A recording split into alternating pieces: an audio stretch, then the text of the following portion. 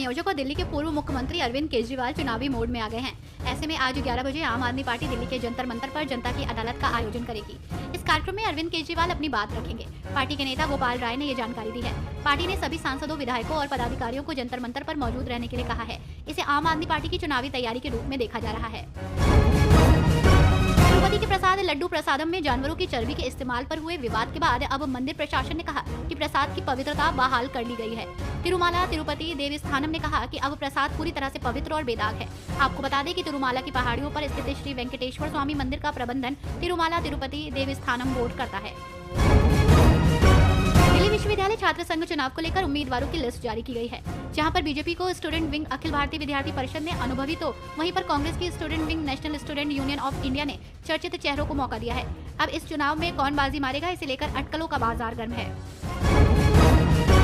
Canada के British Columbia राज्य के 43वें विधानसभा चुनाव अक्टूबर माह में होने जा रहे हैं। इसे लेकर पंजाबी मूल के लोगों में खासा उत्साह है, क्योंकि बीसी के कई इलाके ऐसे हैं जहां पर पंजाबियों का खासा दबदबा है। इस बार पंजाबी मूल की 11 महिलाएं मैदान में हैं, जिनमें 9 महिलाएं एनडीपी की तरफ से मैदान में उतरी हैं। आगरा वाराणसी के यात्री अब वंदे भारत एक्सप्रेस से सफर कर सकेंगे। ट्रेन का सफर 23 सितंबर से शुरू होगा। वंदे भारत एक्सप्रेस ट्रेन सप्ताह में 6 दिन चलेगी। शुक्रवार को ट्रेन रद्द रहेगी। ये ट्रेन आगरा से सुबह 6 बजे चलेगी और दोपहर 1 बजे वाराणसी पहुंचेगी। दोपहर 3:20 पर वाराणसी से चलकर रात 10:20 पर आगरा पहुंचेगी। इस ट्रेन के चलने से पर्यटन को बढ़ावा मिलेगा। प्रधानमंत्री आवास योजना ग्रामीण की पात्रता शर्तों में शासन द्वारा बदलाव किया गया। नए पात्रों के लिए जिले में जल्द ही सर्वे शुरू होने जा रहा है। आपको बता दें कि अब 10,000 रुपए महीने की जगह 15,000 रुपए महीने आय वालों को भी इसका लाभ मिलेगा। तो वहीं 2 कमरे के कच्चे मकान, फ्रिज, 2 पहिया वाहन वाले भी पात्र होंगे। चयन के लिए गाँव स्तर पर खुली बैठकें होंगी। इस योजना की जानकारी के लिए सभी को जागरूक किया जा रहा है। भाजपा सांसद अनुराग ठाकुर ने कहा, धारा 370 हटने के बाद लोकसभा चुनाव देखें या फिर विधानसभा चुनाव का पहला चरण देखें। जनता ने लोकतंत्र में विश्वास व्यक्त किया है। आतंकवाद और अलगाववाद को ना कहा है। जम्मू कश्मीर की जनता शांति और खुशहाली चाहती है। जनता ने विकास देखा है और जनता में उत्साह है। हरियाणा के डीजीपी शत्रुजीत कपूर ने कहा कि साइबर क्राइम एक बहुत बड़ी चुनौती बनकर उभरा है। इससे निपटने के लिए हमने पिछले साल एक कार्य योजना तैयार की। इसके तहत हमारे हर जिले में साइबर थाने हैं। 1930 हेल्पलाइन पर पहले 12 पुलिसकर्मी तैनात हुआ करते थे, अब इसे 6 गुना अधिक बढ़ाया गया है। ठगी के मामलों को हम 30% तक रोकने में सक्षम हुए हैं। जेएमएम सांसद महुआ माझी ने कहा कि भाजपा की सरकार में यहाँ पर आदिवासियों की संख्या कम हुई है। जहाँ तक घुसपैठियों की बात है तो सीमा पर बीएसएफ अपने देश को दूसरे देश के लोगों से सुरक्षित रखते हैं, घुसपैठ को रोकते हैं। ये जिम्मेदारी तो केंद्र की है और ये गृह मंत्री अमित शाह का विभाग है। वे अगर नहीं कर पा रहे हैं तो राज्य पर क्यों थोप रहे हैं? ये केंद्र सरकार की विफलता है। एडवोकेट प्रीतम सिंह ने कहा कि राकेश टिकैत ने देश विरोधी और धार्मिक भावनाओं को ठेस पहुंचाने के जो बयान दिए गए हैं, उनको लेकर प्रशासन से मांग की थी कि टिकैत के खिलाफ एफआईआर हो। जब प्रशासन ने कोई कार्रवाई नहीं की तो हमने कोर्ट में राकेश टिकैत के खिलाफ एफआईआर के लिए अर्जी दी है। आम आदमी पार्टी की वरिष्ठ नेता आतिशी ने आधिकारिक रूप से दिल्ली की नई मुख्यमंत्री का पदभार शनिवार को ग्रहण कर लिया। ऐसे में अब वो जल्द ही सिविल लाइंस स्थित मुख्यमंत्री आवास में शिफ्ट हो जाएंगी। इसे देखते हुए दिल्ली के पूर्व मुख्यमंत्री अरविंद केजरीवाल को अपना सरकारी आवास खाली करना होगा। हालांकि अभी ये तय नहीं है कि वो कब सीएम आवास खाली करेंगे और कहां शिफ्ट होंगे। पंजाब पुलिस ने हाई कोर्ट में दायर एक हलफनामे में जानकारी दी है कि अमृतपाल और उसके साथी मुख्यमंत्री भगवंत मान की जान के लिए खतरा है। पुलिस ने अमृतपाल के कुछ वीडियो क्लिप का हवाला दिया। अमृतपाल वीडियो में ये कहते हुए दिखाई दे रहा है कि मान इस तरह से काम कर रहे हैं कि उनका भी वही हर्ष हो जो बेअंत सिंह का हुआ था।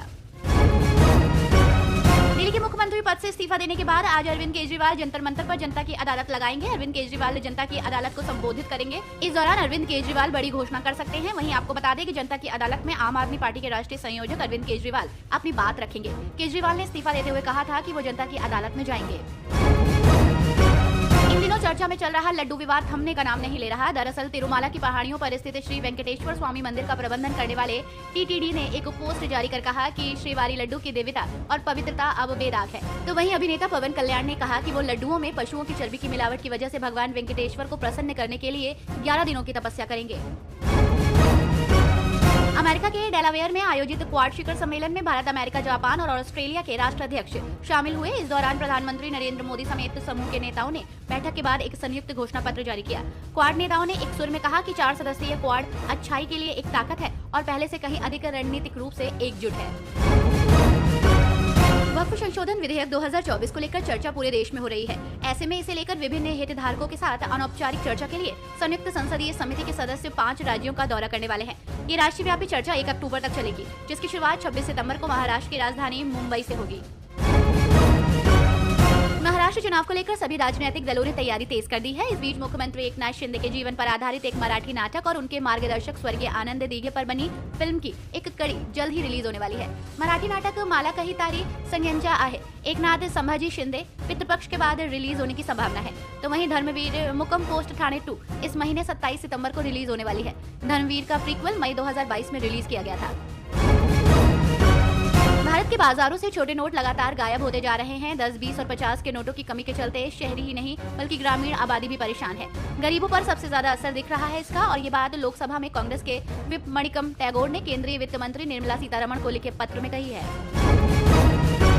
हरियाणा चुनाव को लेकर चर्चा जोरों पर है। इस बीच सीएम सैनी ने कांग्रेस नेता कुमारी शैलजा के बीजेपी में शामिल होने की खबरों पर प्रतिक्रिया दी है। उन्होंने कहा कि कांग्रेस दलित विरोधी है, कांग्रेस दलितों का सम्मान नहीं करती। अगर कोई दलित नेता कांग्रेस में आगे बढ़ना चाहता है तो कांग्रेस उसे कुचल देती है। कुमारी शैलजा कोई छोटी मोटी नेता नहीं है, वो कांग्रेस की बहुत बड़ी नेता है, दलितों की नेता है। जम्मू कश्मीर चुनाव को मद्देनजर रखते हुए कांग्रेस ने एम.के. भारद्वाज और भानु महाराज को जम्मू कश्मीर इकाई का कार्यकारी अध्यक्ष नियुक्त किया है। केंद्र शासित प्रदेश में जारी विधानसभा चुनावों के दौरान पार्टी ने दोनों नेताओं की नियुक्ति की है। कांग्रेस की ओर से जारी एक बयान में कहा गया है कि कांग्रेस अध्यक्ष मल्लिकार्जुन खड़गे ने भारद्वाज और महाजन को तत्काल प्रभाव से जम्मू कश्मीर प्रदेश कांग्रेस कमेटी का कार्यकारी अध्यक्ष नियुक्त किया है। जनता की अदालत में दिल्ली के पूर्व मुख्यमंत्री अरविंद केजरीवाल ने बड़ा बयान दिया। अरविंद केजरीवाल ने बीजेपी पर बड़ा हमला करते हुए कहा, इन नेताओं को केस और मुकदमों का फर्क नहीं पड़ता, इनकी चमड़ी मोटी है। हालांकि मैं ऐसा नहीं हूँ, मैं नेता नहीं हूँ, मेरी चमड़ी मोटी नहीं है। मुझे झूठे केस लगने से फर्क नहीं पड़ता। मुझे चोर और भ्रष्टाचारी कहा जाता है तो फर्क पड़ता है। मैं बहुत दुखी हूँ, इसलिए इस्तीफा दिया। मैंने अपने जीवन में केवल इज्जत और ईमानदारी कमाई है, मेरे बैंक में कोई पैसा नहीं है। इन दिनों भाजपा का सदस्यता अभियान चल रहा है। इस बीच उत्तराखंड में अब तक 7 लाख से अधिक नए सदस्य बीजेपी से जुड़ चुके हैं। इस अभियान के तहत बीजेपी ने 20 लाख से अधिक नए सदस्य बनाने का लक्ष्य निर्धारित किया है। इस बारे में बात करते हुए बीजेपी के प्रदेश अध्यक्ष महेंद्र भट्ट ने बताया कि पार्टी का उद्देश्य केवल संख्या बढ़ाना नहीं बल्कि अच्छे और समर्पित कार्यकर्ताओं को पार्टी से जोड़ना है। तृणमूल कांग्रेस नेता डेरेक ओब्रायन ने एक बार फिर केंद्र सरकार पर हमला बोला। उन्होंने आरोप लगाया कि 18वीं लोकसभा के गठन के 100 दिन पूरे हो जाने के बाद भी संसदीय स्थायी समितियों का गठन नहीं हो पाया। उन्होंने केंद्र सरकार पर तंज कसते हुए कहा कि संसद को अब अंधेरे कमरे के रूप में तब्दील किया जा रहा है। उत्तराखंड सरकार ने वन विभाग के दैनिक वेतनभोगी कर्मचारियों के लिए बड़ा फैसला लिया है। कैबिनेट की उप समिति अब उनके मूल वेतन और महंगाई भत्ते पर निर्णय लेगी। इस प्रकरण में सुप्रीम कोर्ट में मामला विचाराधीन है। सुप्रीम कोर्ट ने इस मामले की सुनवाई 24 सितंबर को करने की बात कही है। सरकार कोर्ट में विधिक राय और कैबिनेट उप समिति के गठन की जानकारी देगी। इन दिनों हरियाणा के राजनीतिक गलियारों में कुमारी शैलजा के भाजपा में शामिल होने की चर्चा जोरों पर रही है। इस बीच इस पर उचाना कला विधानसभा क्षेत्र से कांग्रेस प्रत्याशी बृजेंद्र सिंह की प्रतिक्रिया आई है। उन्होंने कहा कि हरियाणा चुनाव में बीजेपी हताशा का सामना कर रही है। उन्हें अपनी पार्टी संभालने से ज्यादा कांग्रेस पार्टी में दिलचस्पी है। उनकी अपनी पार्टी का नैरेटिव काम नहीं कर रहा। उनके पास अपने 10 साल के कार्यकाल में दिखाने के लिए कुछ नहीं है। हरियाणा चुनाव को लेकर सभी राजनीतिक दलों ने चुनावी प्रचार प्रसार तेज कर दिया है। ऐसे में इस बीच हरियाणा के महम में रोड शो के दौरान पंजाब के मुख्यमंत्री भगवंत मान ने बड़ा बयान दिया। उन्होंने कहा कि मुझसे पूछा जाता है कि हरियाणा में आपकी कितनी सीटें आ जाएंगी। मैं उनको कहता हूँ बहुत सीटें आ जाएंगी, तो वे कहते हैं कि सर्वे में नहीं आ रही हैं। इस पर सीएम मान ने कहा कि आम आदमी पार्टी किसी सर्वे में नहीं आती, सीधा सरकार में आती है। झारखंड में राज्यसभा की मैया सम्मानी यात्रा 23 सितंबर से प्रारंभ होगी। गढ़वा जिले के वंशीधर नगर से आरंभ होगा। आपको बता दें कि झारखंड मुक्ति मोर्चा के महासचिव विनोद पांडे ने बताया कि 25,000 आम सभा, 75,000 सभा और 1500 जगहों पर यात्रा का स्वागत समारोह होगा। आपको बता दें कि इसके पहले चरण में पलामू प्रमंडल के गढ़वा, डाल्टनगंज और लातेहार जिले से कार्यक्रम शुरू हो रहा है। इसका नेतृत्व मंत्री बेबी देवी और विधायक कल्पना सोरेन करेंगी।